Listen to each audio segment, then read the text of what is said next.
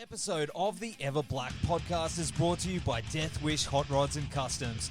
Check out their Instagram for all their new t-shirts, caps, beanies, cups, and the all-new Atomic Death lineup.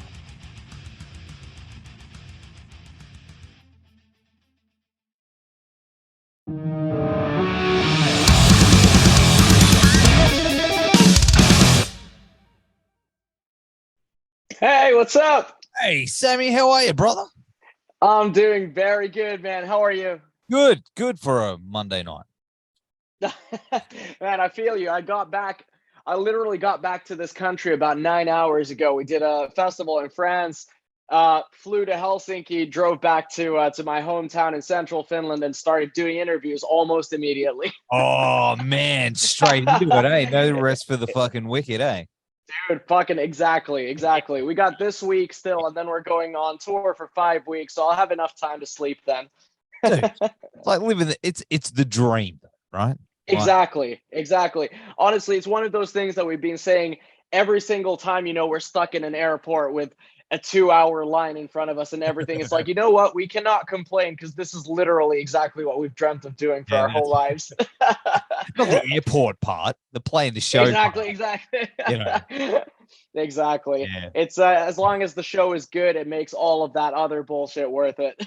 That's exactly right. And I saw that you guys did earlier this year, like this month, you did Wacken and Bloodstock. Holy shit, dude. It's a dream. Yes, dude. It was an absolute dream, honestly. It's always a great feeling when something that you've been dreaming of for so long turns out to actually be insane. It's always a great feeling. Both of those shows were just incredible. And yeah, it was a perfect way of starting our hopefully long-lasting Wacken tradition. So that was the first time? It was, yes. First time for us. Man. But had you been personally? Have you been to Wacken?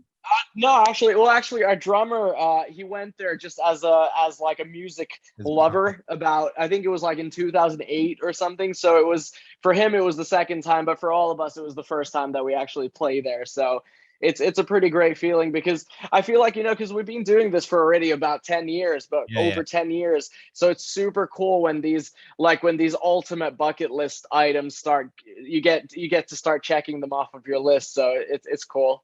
I got mates from down here who did the Wacken Battle of the Bands.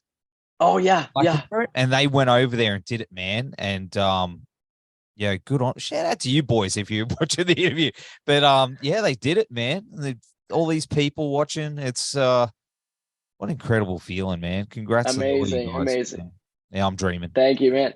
And it's honestly, it's cool because it's one of those festivals where you can sense the atmosphere and that so many people are there because they obviously they love the bands and they love the music, but they also love the festival. So there's like a huge kind of appreciation of just the situation in general. So it was definitely, the vibe was there.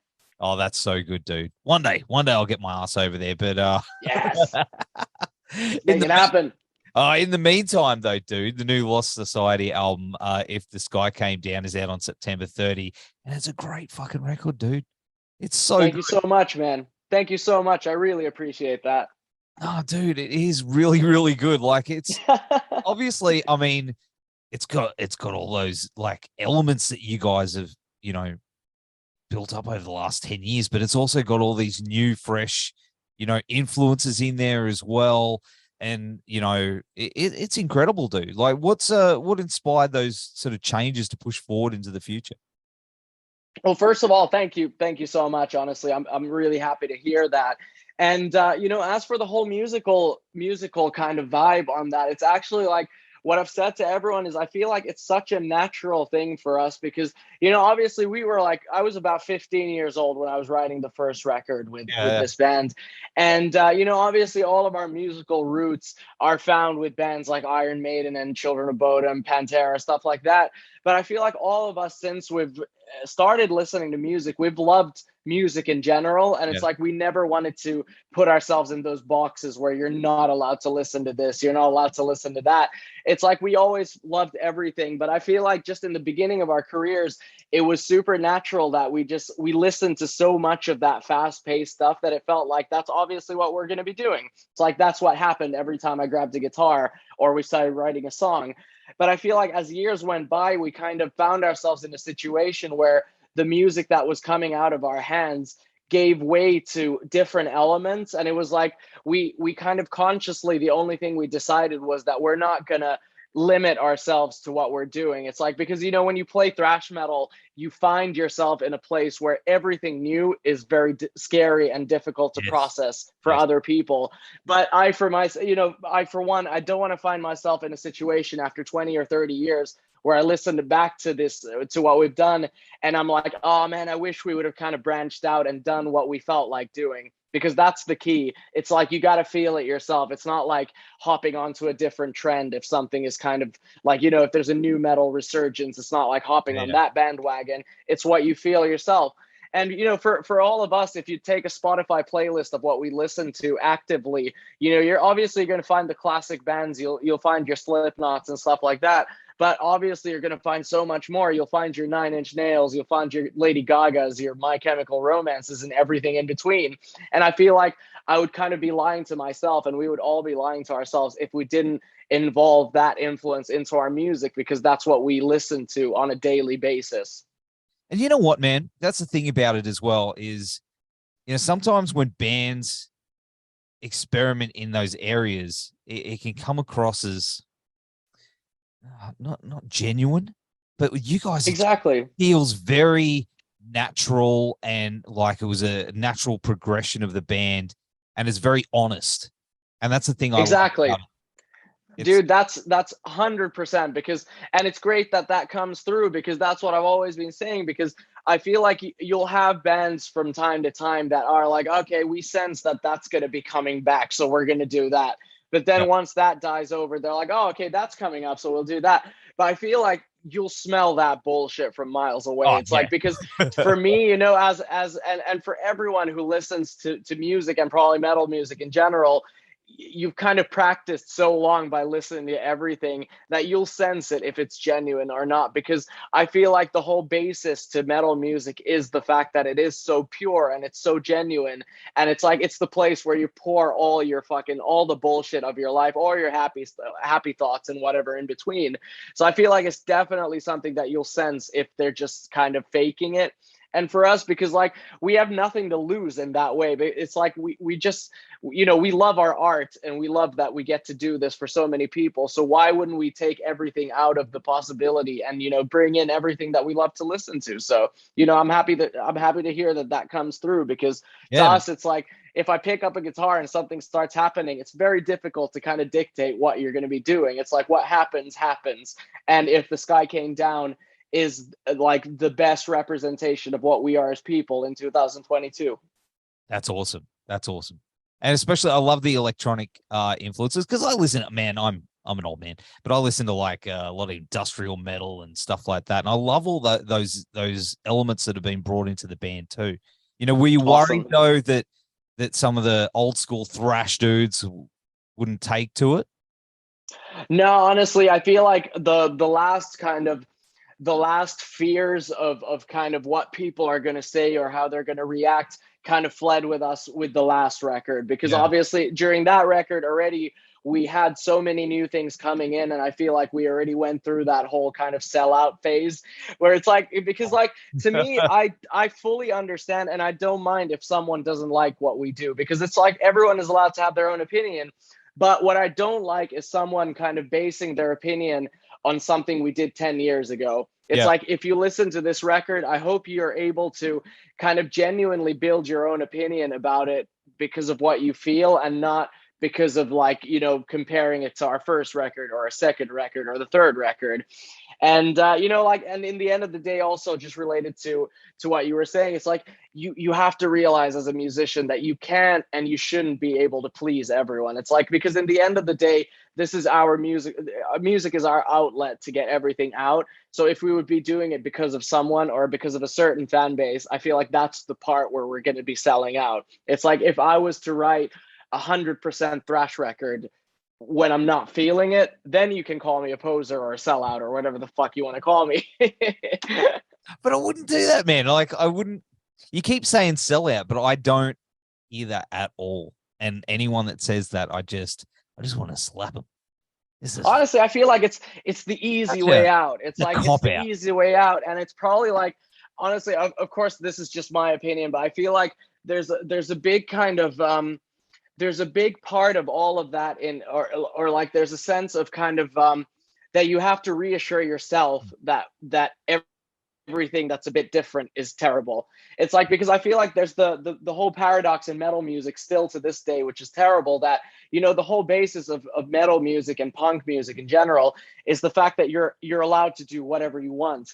But then at the same time, you're put into these little boxes and you're like, if you listen to this music, you're not allowed to listen to this kind of music. And if you do this music, you can't have a melody and blah, blah, blah. It's like, why the fuck not? It's like, who made these rules? And then you check their playlists on Spotify and stuff, or what they're listening to. It comes up, you're like, motherfucker. Like exactly. You know, you're not walking the walk here, bro. So, you know, exactly all the time. No, I see you guys. I see what you guys are listening to, and I'll follow you. Not you, but everyone out there. But dude, that's the thing. Vocally, though, I've got to say, also, that's another thing I've noticed, man. Like, you're doing some stuff on this record that is just fucking incredible. Like, there's like all the layers and stuff like that. You've, you know, going back to where you start to where you are now, like you've put the hard yards in, man. And vocally, I think you're one of the best out there. Like, how you feel about it in your journey as a vocalist? Well, thank you so much, first of all. And you know, the thing is for me, because obviously when we started out, you know, I would consider myself more of a guitarist than a vocalist. And obviously within what we were doing with the first albums, it didn't kind of give much room to experiment with different things. But, you know, I've always loved to sing, and I sang before I ever screamed, but I just didn't take it further. But I feel like, you know, when we're here in this stage of our career, I wanted to, I consciously wanted to take the vocals to the next level and put in the time and put in the effort the same way as I did for my guitar playing, and as I still do. And I feel like, you know, with the previous record, with having already some more clean vocals and melodies and stuff like that, obviously what I always say to myself is, okay, that's cool, but you got to take it to the next level next time. You got to keep working and working and working, because I feel like if at some stage an artist is kind of 100% happy with where they are, that's where the progress starts going downwards. And for myself, you know, I always want to be a better version of myself. It's like, I don't want to strive to be the best at anything, because I feel like that's always an unrealistic thing, but I just want to be a better version of myself every time we do something. And, you know, just like having these songs that have room to make really big kind of like ballsy melodies and big things and big kind of like experimenting with different kind of vocal styles and everything, I didn't make it easy for myself, because when we were writing these songs, it's like all of this happened and I had it all in my head. And, you know, there were times when our co-writer and producer was like, you sure you can do that? I was like, I don't have a fucking choice. I got to learn to do it. And I feel like when we started recording it, you know, because this record, obviously it's super personal, and all of the lyrics that I'm singing are coming so directly from inside of me. I feel like that really made it that much easier to get into the mood of singing these very emotional and complex things also. You know, you must have your antennas up, brother, because that's my next question. Well, I was going to say, it does feel like it's a very personal record, man. Is that a reflection of the last couple of years and what you've been through, or is it something that you've sort of dug deep in from the past? It's 100%. It's a diary of the last 1.5 years, because like in the end of the day, the funny thing is actually that the pandemic didn't actually play any key part in this anyway, because basically, like, just in the beginning of last year, I found myself in a place where I found myself in a deeper and darker place than I ever thought was possible. And you know, like the whole record and the title, If the Sky Came Down, which refers to the fact that I feel like every single person on earth at one point or another in their lives have feared that it could be someone or something around them that they've always trusted that would be there will just suddenly disappear. And when that happens, you got to be ready for it. But for myself, I just wasn't ready for everything that happened. And it was one of those kind of domino effects that everything just started going to shit. And, you know, I mean, luckily, I had music, which has always been the outlet for me. And I just basically found myself in a place where I was like, you know what? I'm writing this record and that's it. I literally just didn't see a future afterwards. But, you know, the whole magic of music and this whole art form came into play because I realized that somewhere along the lines of writing this record and recording it and now slowly but surely releasing it, I found a whole new spark of life inside of me. So basically a record that started out from something so dark and traumatic actually ended up saving my life. I think there's something really, really beautiful to that. And that goes to show that music is just something that we don't even understand how meaningful it can be for someone. 100%, dude. 100%. And I'm so glad to hear that, you know, it had that powerful effect on you. And you know, here you are to tell the tale, dude. And you know, of course, other people, when it drops, I think they're going to find that connection with it too. What's the message that you want people to take away from it in that respect? The number one, which I want to tell everyone with everything, and I think even at this stage with the 3 singles out, I've got so many comments where people are like, you know what, you kind of you pushed me to do so. And what I want to put through is that it's so fucking okay and it's so necessary to admit to yourself that you're not okay and that you can seek for help. You can always seek for help. That's the key message throughout the whole record.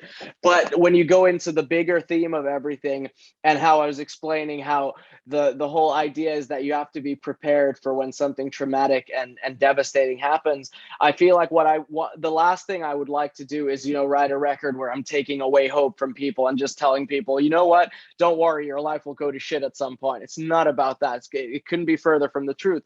What I want to say is that you're gonna find yourself at some point from a low point. It could be a worse point. It could be something a bit easier, but you're always going to have those lows in life because that's what it's all about. It's all about the ups and downs of life.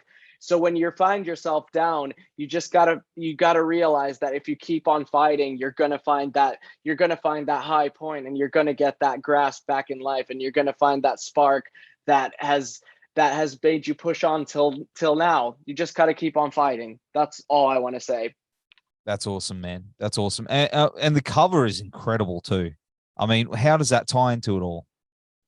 Oh, thank you so much. And I love it too. I really love it because, you know, for me, it was really important having the color scheme that we had, with having the kind of hellish and devastating kind of blood red / orange in the top, which resembles, it's literally the person who's falling down, and it feels like it's an endless spiral of falling down from your own personal hell.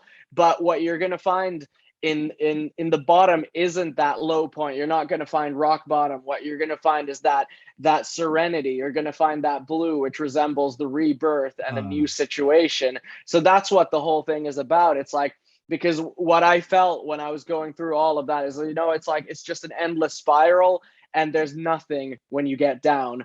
But what I found in the end was just that rebirth. It was like, you just have to let yourself go fully. You have to accept the situation that you're just going to find yourself going down, down, down. But after that, you're inevitably going to find something new and beautiful. That is awesome, man. That's such a great message, especially with everything that's gone on over the last couple of years. We need that. So exactly, man, absolutely. And you know, in regards to touring and things like that, I mean, it looks like you got a really big fucking year coming up, dude. It looks like definitely it's all the ground running from what, 5 days from now or something. Yes, exactly. I mean, it's so cool, honestly. After the last couple of years when we didn't get to, first of all, we didn't get to promote the new record at all. Yeah. But now having essentially 2 records that we'll be able to tour at the same time, it feels amazing because we had a great festival summer here. We did the biggest ones in Finland with June and July this year, and now in August we've been doing shows abroad for the first time in 3 years, which has been fantastic because, you know, not getting to actually physically see the fans that you have abroad for 3 years was crazy, because now going back to these situations, it's like, wow, what happened? It's like the crowds are massive, everyone's singing the new songs with us. It's fantastic. So, you know, having the Wackens and Bloodstocks and everything done this month was amazing. And yeah, now next week we're going to be heading to Europe for almost 5 weeks with our good friends in Blind Channel from Finland. A bunch of sold out shows. It's going to be incredible. It's just the Finnish invasion of the new generation of rock and metal. And, you know, we come back from there, we're going to embark on our most, actually our biggest Finnish tour to now. It's going to be 11 dates around the country. And after that, honestly, I don't know. All I've said to our agents and management is please keep me on the road as much as possible, because I've seen the inside of my house and I fucking hate it. Well, you know, there's a little place that's down in the arse end of the world, right? That would love to, you know. Dude, I wouldn't say the arse end because it's so fucking beautiful, but yes, it's been a long time coming, and I truly hope next year would be the year, because, you know, we've done Japan a bunch of times and it's so close. Yeah. So we hope we can make that final hop next year. It's true. I do say arse end of the world because we literally are like down. Well, I mean, yeah, in a geographical sense, it has some basis to it. Yeah, but yeah, honestly, I can't wait because it's such a beautiful country. And all I've ever heard from bands that have toured Australia and New Zealand have just said the best things, and they say how beautiful it is and how great the people are. So honestly, I cannot wait. Yeah, man, it's pretty good. You're gonna love it. You won't want to leave. We got a good beer, exactly. Good things. We got everything that can kill you, but everything else is pretty good. So yeah. Well, fuck it. Life's gonna kill you. So, you know, in the end of the day, it might as well be something, you know, that's a little bitey. But, you know, exactly. That's all right. But of course, I mean, looking into the future, dude. I mean, what else? What's the goals? What's the one thing you've toured with some amazing bands like Slayer and Exodus and stuff? Who's the one band that's on that bucket list now that you wanna tour with? Wow, honestly, that's a big one, because there's a bunch, like, just to please my teenage mind, because Iron Maiden is obviously, it's my all-time favorite band. So I would die a happy person if we could tour with Maiden at some point. And you know, who knows? Never say never, because already at this point in our career, there's been so many things that I was like, you know what, maybe that will happen someday. But actually now, you know, now that I think of it, there's never been anything that I've said that would be impossible, because, you know, all we've ever wanted was doing this, and we've worked so hard to get and achieve everything that we have now. So, you know what, we're gonna fucking make that happen. And you know, for other bands, obviously we'd love to tour with Slipknot, and obviously it would make a lot of sense musically also. So that's definitely one that's also hopefully will happen one day. Yeah, Not Fest or something. That'd be cool. Exactly. I'm calling and yeah, it's anything's possible, honestly, if you just work at it. Yeah, that's it. Next time we chat, you'll be like, man, yeah, I'm about to hit the road with Maiden and exactly, man, exactly. It's gonna happen, brother. It's gonna happen. But in the meantime, I'm gonna have all the links down here in the show notes. September 30, new Lost Society album comes out, and it is an absolute banger. And it's Monday night, and I've just had my brain slip right here, and it is called, of course, If the Sky Came Down. Sorry. No idea. But dude, it is phenomenal, and I do love it, and everyone else is gonna absolutely froth it. We'll see you soon, my man. Take care. Thank you so much. I cannot wait to finally come out there soon. Hopefully. We'll make it happen. Yeah, bro. Let's do it. Hell yeah, dude. Cool. All the best, man. It was a pleasure talking to you. You too, bro. See you, man. Cheers. Bye-bye.